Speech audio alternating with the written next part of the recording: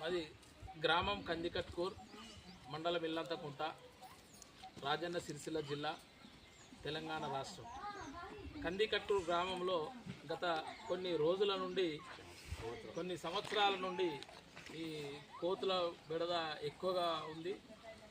విలేజీలలో కానీ, విలేజీలో ఇళ్ళ దూరడం కానీ, మనసులను గరవడం కానీ, అట్లాంటి ప్రజలను భయాందోళనకు గురి చేసేది ఈ కోతుల వల్ల చాలామంది ఇతరుల మీద దాడి జరిగితే, కోతులు మనసులను గరిస్తే వాళ్ళు ఇంజక్షన్లు వేసుకొని అనేక రకాల ఇబ్బందుల పడిన చరిత్ర కందికట్కూర్ గ్రామంలో ఉంది. మరి కొన్ని సంవత్సరాల నుంచి ఈ కందికట్కూర్ గ్రామంలో ఎవరు కూడా ఈ కోతుల విషయంలో పట్టించుకోకుండా రాజకీయ స్వార్థం కోసం వాళ్ళ రాజకీయాలు వాళ్ళు చేసుకున్నారు తర్వాత తప్ప ప్రజల కోసం ఎవరు కూడా ఆలోచించలేదు.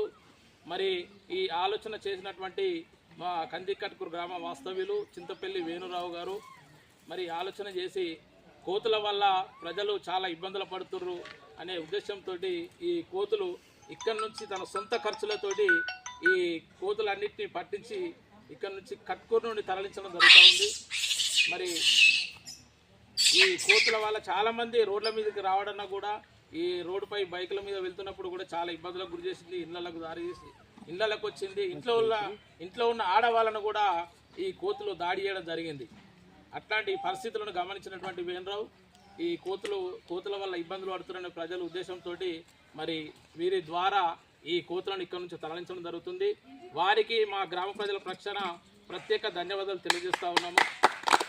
ఎందుకంటే నిన్ననే జరిగినటువంటి ఎలక్షన్లో కూడా వారి అమ్మగారు అయినటువంటి చింతపల్లి విజయమ్మ గారి సర్పంచ్గా గెలుపొందినారు ప్రజల మన్నలతోటి.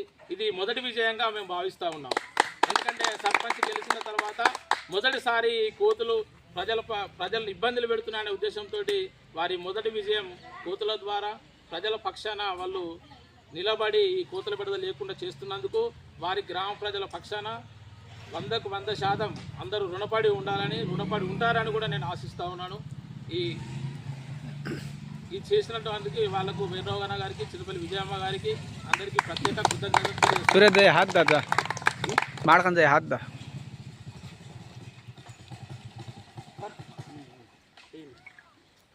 అట్లా చూసుకోండి. ఓకే.